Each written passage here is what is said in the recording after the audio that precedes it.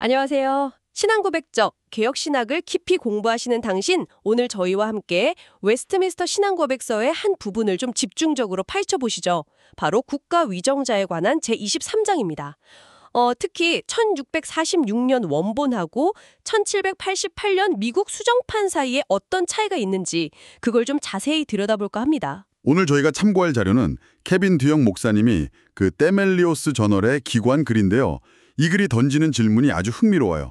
그러니까 이 두 버전의 차이가 그냥 강조점만 살짝 다른 거냐, 아니면 아예 내용 자체가 서로 모순되는 거냐, 이겁니다. 네, 그쵸. 이게 그냥 넘어갈 문제가 아닌 게요. 맞아요. 이게 왜 당신에게 중요하냐면 단순한 역사 공부가 아니잖아요. 그렇죠. 당장 오늘날 PCA나 OPC 같은 교단에서 목사님, 장로님들이 설학하는 그 신앙 표준의 내용과 이게 직결되는 문제거든요. 내가 서약하는 게 1646년 원본의 정신을 그대로 담고 있는 건지 아니면 좀 상당히 다른 내용인지 이걸 아는 게 중요하겠죠. 네, 그리고 또 혹시 칼뱅부터 시작해서 튜레틴 초기 미국 장로교까지 쭉 일관된 단일한 개혁주의 정치 신학이 있었다. 이렇게 생각해 오셨다면요.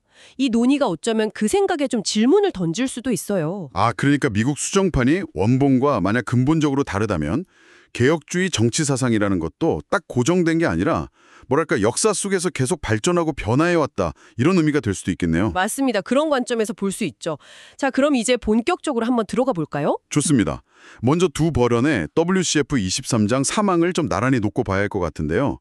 1788년 미국판을 보면 원본에서 진짜 많은 부분이 삭제되고 또 새로운 내용이 엄청 많이 추가됐어요. 네, 확연히 다르죠. 특히 그 눈에 띄는 구절이 위국판에서 국가 위정자는 말씀과 성례의 집행 또는 천국의 열쇠 권한을 스스로 취할 수 없으며 신앙의 문제들에 조금이라도 간섭할 수 없다. 이 부분요. 네. 그 마지막 구절. 조금이라도 간섭할 수 없다. 네, 이게 원본에는 없던 표현이죠. 네, 맞아요. 바로 이 지점이 사실 논쟁의 핵심입니다. 이게 과연 원본의 의미를 그냥 좀 더 명확하게 설명한 거냐, 아니면 원본과는 충돌하는 새로운 내용을 넣은 거냐, 이 문제죠. 해석이 갈리겠군요. 네, 어떤 분들은 이렇게 주장해요. 두 버전 모두 위정자가 신앙의 핵심적인 부분, 라틴어로 인사크라라로 하죠. 성례의 일, 여기에는 간섭할 수 없다는 점에는 동의한다. 인사크라. 그러니까 설교나 성례 집행 같은 교회의 본질적인 사역을 말하는 거군요. 맞습니다. 그래서 그분들은 미국 수정판이 금지한 것도 바로 그 인사크라에 대한 간섭이고 원본이 인정했던 신앙과 관련된 좀 주변적인 문제들, 썰카사크라라고 하는 교회의 재산 관리나 공적인 질서 유지 같은 외적인 운영 문제, 여기에 대한 위정자의 권한까지 부여한 건 아니다. 이렇게 해석을 하죠. 그러니까 그 구분, 인사크라와 썰카사크라, 이 구분이 중요하네요. 그렇죠. 그리고 이런 주장을 뒷받침하려고 그 당시 미국에도 여전히 신성모독법이나 안식일준수법 같은 게 있었다. 이런 점들을 지적합니다. 심지어 미국 수정판 제정에 참여했던 장로교인들조차 이런 법들을 지지했다는 걸 보면 이게 완전한 정교 분리는 아니었고 일종의 좀 온건한 국교제도 같은 건 유지됐다고 보는 거죠. 온건한 북교제도라 흥미로운 표현이네요. 결국 위정자의 권한 범위를 어디까지로 보느냐의 싸움인 것 같습니다. 맞습니다. 해석의 문제죠. 그렇다면 논쟁을 더 잘 이해하기 위해서 1646년 원본으로 한번 돌아가 보죠. 원본 23장 사망에서 위정자에게 주어진 역할은 정확히 뭐였습니까? 뒤형의 분석을 보면 상당히 적극적인 역할이었던 것 같은데요. 네, 맞습니다. 원본은 위정자가 단순히 교회의 외적인 문제, 그러니까 서커사크라에만 관여하는 게 아니었어요. 훨씬 더 나아가서 교회의 영적인 건강, 순수성을 아주 적극적으로 책임져야 한다고 봤습니다. 구체적인 내용을 보면요. 교회 안에 통일과 평화를 지키고 하나님의 진리가 순수하게 보존되도록 하고 모든 신성 모독과 이단을 억압하고 와, 이단 억압까지요? 네, 그리고 예배와 권징의 부패를 막거나 개혁하고 하나님의 모든 규례가 제대로 제정되고 준수되도록 관리할 의무, 이런 것들을 부여했죠. 이건 오늘날 우리가 생각하는 종교 분리 개념하고는 정말 거리가 머네요. 상당히 다르죠. 특히 모든 신성 모독과 이단을 억압한다는 부분, 현대적인 관점에서 보면 굉장히 강력하게 들리잖아요. 네, 그렇죠. 당시 사람들은 이걸 실제로 어떻게 받아들였을까요? 그냥 문구로만 있었던 건 아닐 테고. 아주 좋은 질문입니다. 마침 당시 이 조항을 어떻게 이해했는지 아주 명확하게 보여주는 중요한 자료가 있어요. 데이비드 딕슨이라는 분의 신앙고백서 해설서인데요. 제목이 오류에 대한 진리의 승리. 이게 최초의 웨스트민스터 신앙고백서 주석서로 알려져 있습니다. 아, 딕슨의 주석서요? 네, 딕슨이 여기서 아주 직접적으로 물어요. 국가 위정자가 모든 신성모독과 이단을 억압하고 모든 우상숭배자, 반대자, 불순응자들이 자신들의 신념을 버리고 참된 예배와 봉사에 따르도록 강제하고 의무화하는 것이 그의 의무인가? 이렇게요. 질문 자체가 아주 직설적이네요. 그렇죠. 그리고 딕슨은 망설임 없이 그렇다고 답합니다. 심지어 위정자가 이렇게 강제하는 걸 부정하는 퀘이커 교도나 다른 분파들을 오류라고 비판까지 했어요. 와, 정말 단호했군요. 네, 그러니까 딕슨의 해석을 보면 1640년 원본은 위정자에게 종교적 정통성을 강제하고 이단을 제거할 명확한 의무와 권한을 부여한 걸로 이해됐다는 거죠. 이걸 좀 더 넓게 보면 17세기 개혁주의는 일반적으로 국가가 참된 종교를 보호하고 적극적으로 장려하고 심지어 강제할 책임까지 있다고 봤다는 걸 알 수 있습니다. 원본의 그런 강력한 입장을 딱 기억하고 1788년 미국 수정판을 보니까 그 변화가 정말 더 확 느껴지네요. 미국 장로교인들은 위정자의 역할을 어떻게 바꿨나요? 그야말로 두영이 표현한 대로 엄청난 변화, 매시브 체인지라고 할 수 있습니다. 우선 위정자가 해야 할 일을 보면요. 특정 교파에 특혜를 주면 안 되고 우리 공동의 주님의 교회 전체를 보호해야 한다고 해요. 그리고 모든 교직자가 안전하게 직무를 수행하도록 보장하고 종교나 혹은 불신앙을 이유로 누구도 모욕이나 폭력, 학대를 당하지 않도록 모든 사람의 인격과 명예를 보호해야 하고요. 종교뿐만 아니라 불신앙을 이유로도 보호해야 한다고요? 네, 그 점도 중요하죠. 그리고 모든 종교 집회가 방해 없이 열리도록 보장해야 한다. 이런 내용들이 있습니다. 그럼 반대로 해서는 안 될 일은 어떻게 명시했나요? 이 목록은 훨씬 더 명확하고 강력해졌어요. 말씀 선포나 성례 집행, 교회 출입권, 즉 천국 열쇠를 행사하는 건 당연히 안 되고요. 여기에 더해서 아까 언급된 신앙의 문제에 조금도 간섭해서는 안 된다는 점을 아주 명시적으로 추가했습니다. 조금도라는 말이 다시 나오네요. 네. 그리고 또 중요한 게 어떤 교파든 그 구성원들이 자발적으로 동의한 신앙 고백과 신념에 따라 교회 정치와 권징을 행하는 것을 방해하거나 간섭하는 법률 제정을 금지했어요. 이건 뭐 교회의 자율성에 대한 아주 강력한 보장이네요. 그렇죠. 국가가 교회의 내부적인 신앙 문제나 운영 방식에 개입할 수 없다는 선언이니까요. 내용 자체가 이렇게 크게 바뀌었다면 그 배경이 궁금해집니다. 왜 미국의 장로교인들은 원본 내용을 이렇게 대대적으로 고쳐야 한다고 생각했을까요? 뭔가 계기가 있었을 텐데요. 다행히 그 이유를 짐작할 수 있는 역사적인 기록들이 좀 남아 있습니다.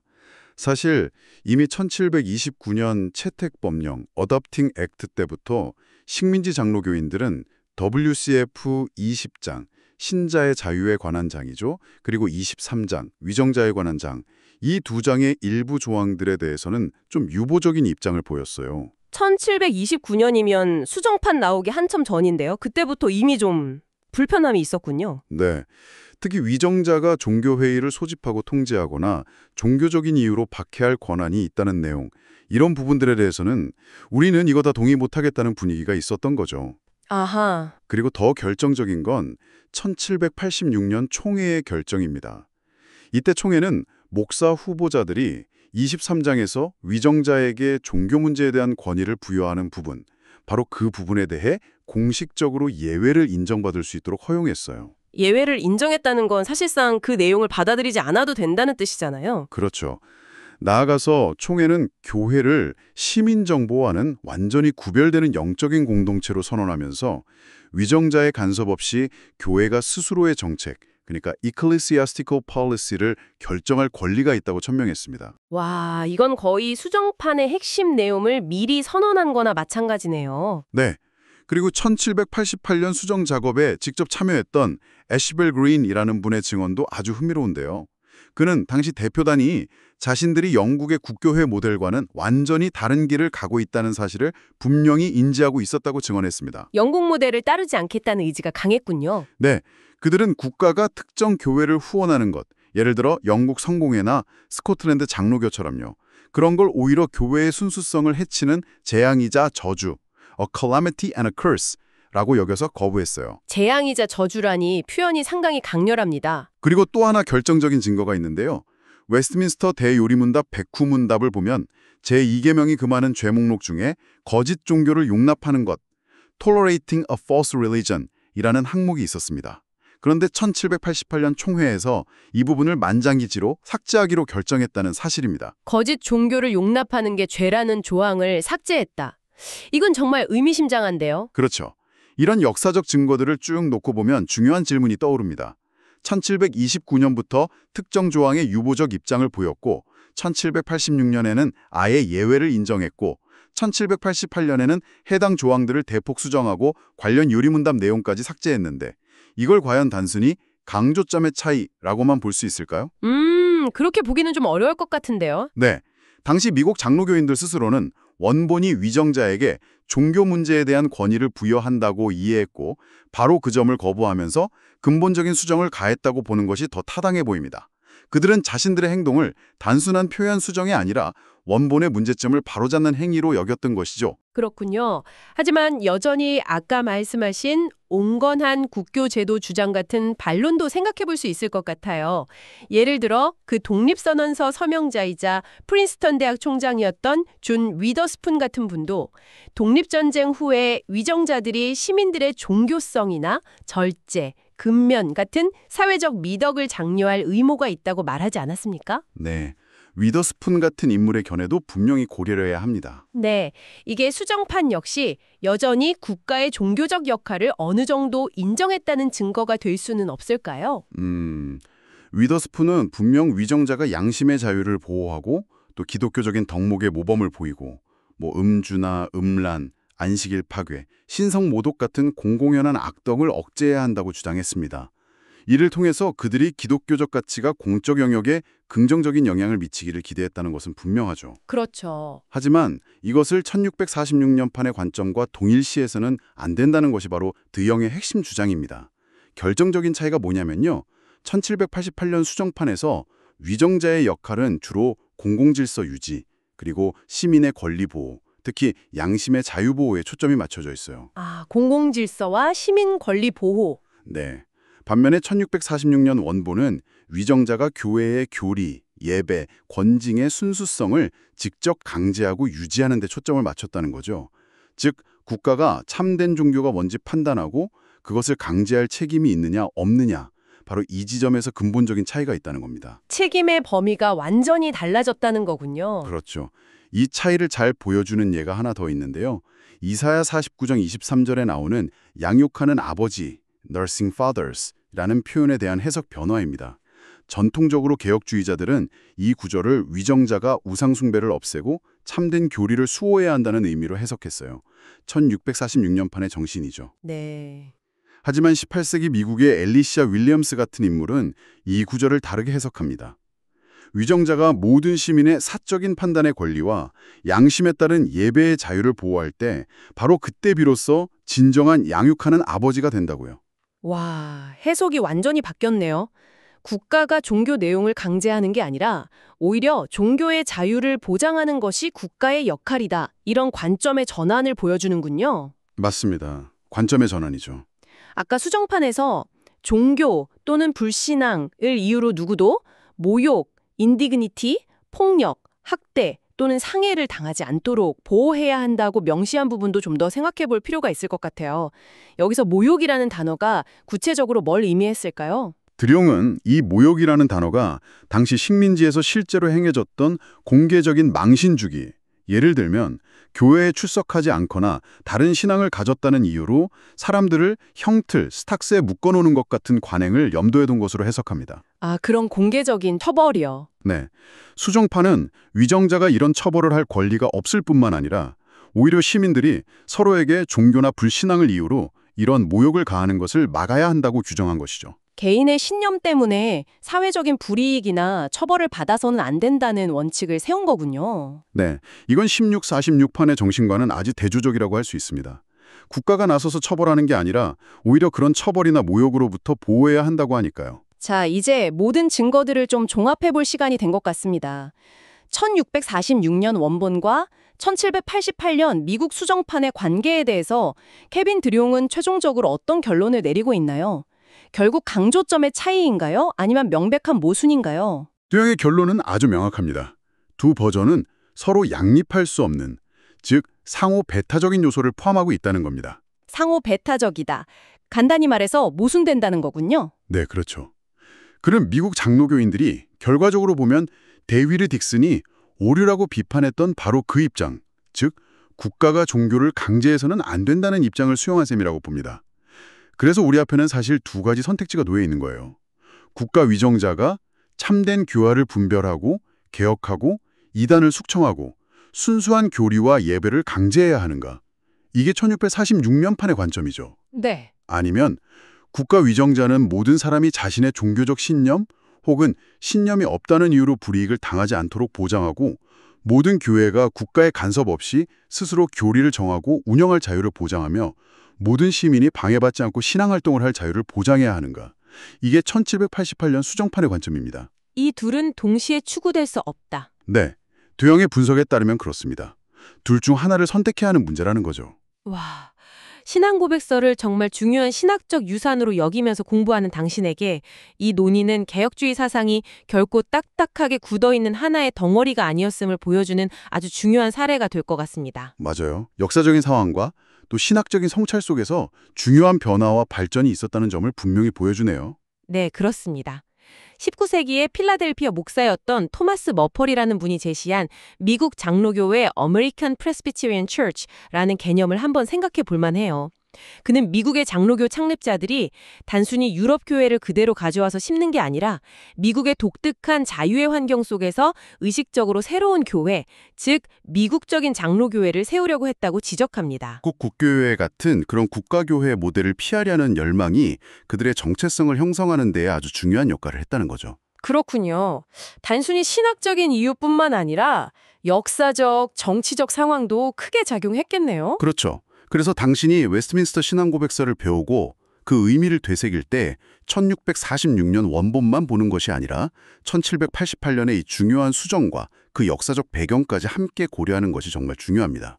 이런 역사적인 발전 과정이 오늘날 우리가 신앙고백서에 서약한다는 것의 의미, 그리고 교회와 국가의 관계를 어떻게 이해해야 하는지에 대해서 아주 깊은 성찰을 요구하기 때문이죠. 네. 이 역사적 맥락이 당신의 신학적 이해를 어떻게 더 풍성하게 만들 수 있을지 한번 고민해볼 지점이라고 생각합니다. 오늘 우리는 케빈 두영의 글을 통해서 웨스트민스터 신앙고백서 23장이 1646년 원본에서 1788년 미국 수정판으로 넘어가면서 국가 위정자의 역할에 대한 이해가 정말 근본적으로 어떻게 변화했는지 살펴봤습니다. 핵심은 이거네요. 종교적 획일성을 강제하는 역할에서 종교적 자유와 교회의 자율성을 보호하는 역할로의 중대한 전환. 비록 그들이 생각했던 자유의 범위가 오늘날 우리와는 좀 달랐을지라도 말이죠. 네, 맞습니다. 물론 18세기 미국 장로교인들이 오늘날과 같은 이런 다원주의 사회를 염두에 두지는 않았을 거예요. 그들의 주된 관심사는 아마도 개신교 내 여러 교파들 간의 자유와 평등이었을 가능성이 높습니다. 하지만 그들이 천명했던 그 양심의 자유와 교회 국가 분리의 원칙은 그 이후에 더 넓은 범위의 종교적 자유를 위한 중요한 법적 그리고 사상적 토대를 제공했다고 볼 수 있습니다. 자, 이제 신학도로서 당신에게 마지막 질문을 던지면서 마무리할까 합니다. 미국의 우리 신앙의 선조들이 양심의 자유와 교회 자율성이라는 원칙에 근거해서 신앙 고백서의 중요한 부분을 이토록 의식적으로 수정한 역사를 돌아볼 때 오늘날 신앙 고백을 따르는 우리는 점점 더 다원화되고 또 세속화되는 사회 속에서 이 정치 신학을 어떻게 적용하고 발전시켜 나가야 할까요? 어쩌면 1788년 수정판에 담긴 그 정신은 그 수정판을 만들었던 이들의 상상을 넘어서 오늘날 우리에게 그 원칙들의 더 적극적인 적용과 확장을 요구하고 있는 것은 아닐까요? 한번 깊이 생각해 볼 문제입니다.